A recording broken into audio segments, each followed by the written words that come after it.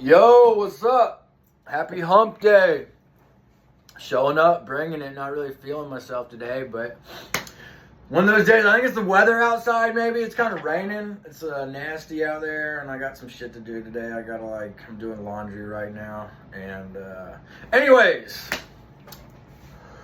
another Q&A long form. I'm feeling it, so I hope you guys enjoy this. I kind of like the Q&A long form. I know I need to work on getting back on track the other way, but right now, this is working for me. Okay, so first question I pulled. Can you elaborate on Web 2 versus Web 3? Excellent, yes I can. Okay, so they say, and I got this from A16Z. They say Web 1, you're the consumer. Web 2, you're the product. Web 3, you're the brand. Okay, so let's take Facebook for example. You don't pay for Facebook. You're literally the product. Facebook studies you. It's like a psychology experiment. They decide what to put in your newsfeed, what you look at, and then see how you react, like in your environment. Not just online, from what they put in front of your face. That is the whole basis of Web 2. Web 3, it's a creator platform where you're a brand, where you can actually get paid for doing good shit. Okay, we'll take for example, so I've probably made about 10 websites in my life, 10, 12, so I don't know, a lot. And one of them was a blog where I was selling like this ebook. This was 2019, and I wrote an article, because in 2016, I was working 2 full-time jobs. I was working as at a golf course where I was making like $8 an hour, and then as a grill cook. So I wrote this article, and because I've never done like food stamps or government assistance, and I was like, man, there's no way you can live off $8 an hour. So I wrote this pissed off article, like saying, all this, $8 an hour, this is bullshit. All this is gas and groceries, like this is bullshit. And published it to my blog site, and shortly after, they raised minimum wage in the state of Florida, and and I didn't get any credit for it. I didn't make any money off of it, but that benefited so many people, and they raised minimum wage, and then they have a plan to make it up to $15 an hour, and I didn't get any credit. I didn't get any benefit. And if you want to check the sources, you can talk to DeSantis.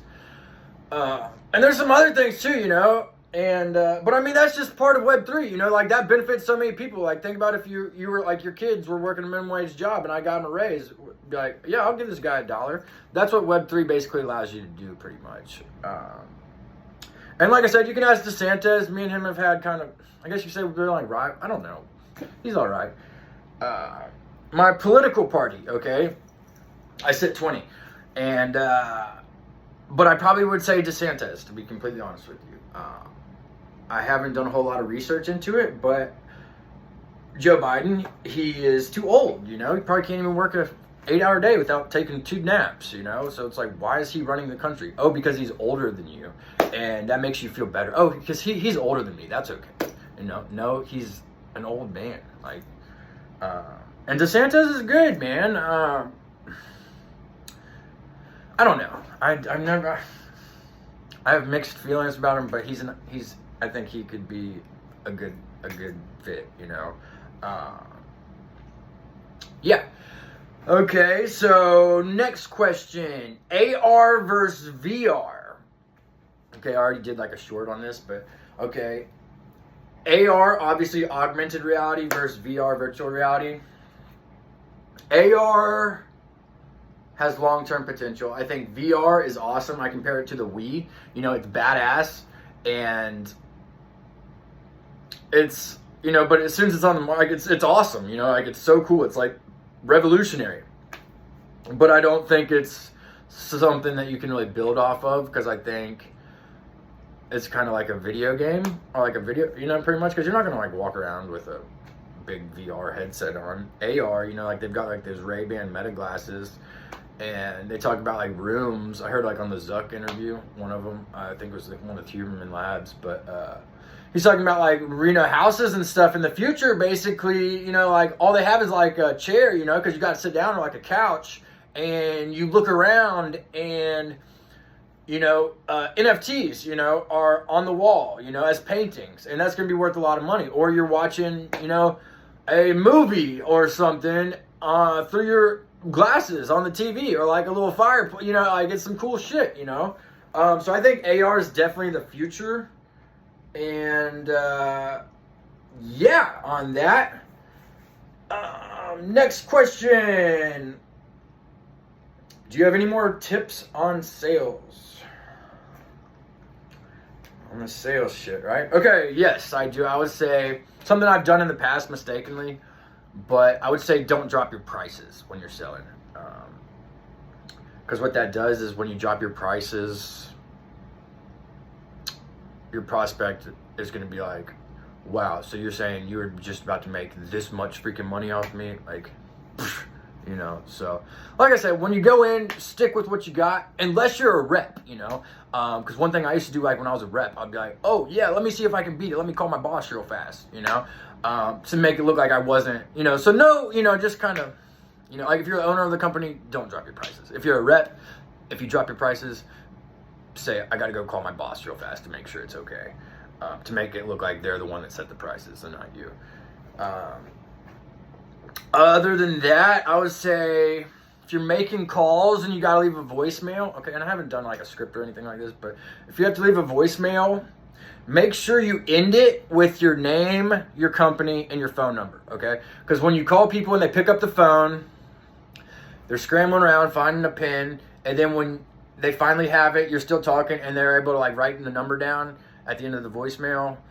So it's, hey, this is Adam Pruitt with Campaign Energy Solutions. I was calling to see about our appointment this Friday. If you could, please call me back at 850-324-8684. Again, this is Adam Pruitt with Campaign Energy Solutions, and please call me back. My number is 850-324-8684. So in the voicemail with your name, company, phone number, so that it'll make it easier for them to call back. Any other question? Let me see. Closing tactics, I've got a bunch, but let me go through. I've got like journals and stuff of like old deals, so let me review those first. But I'll say don't hard close people. If someone tries to hard close me, I tell them absolutely not, so that's something I definitely don't believe in. Because even if you do get the paperwork signed, there's animosity throughout the rest of the deal. And you got to work with these people, and you don't want them to, you know what I'm saying? So I don't believe in I don't like hard closing people. If someone tries to hard close me, it's absolutely no. So switch shoes with your prospect and do it that way,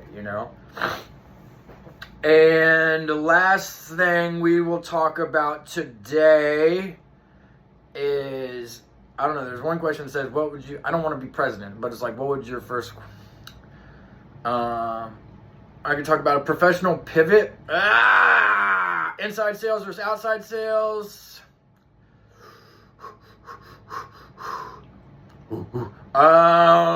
let's go with,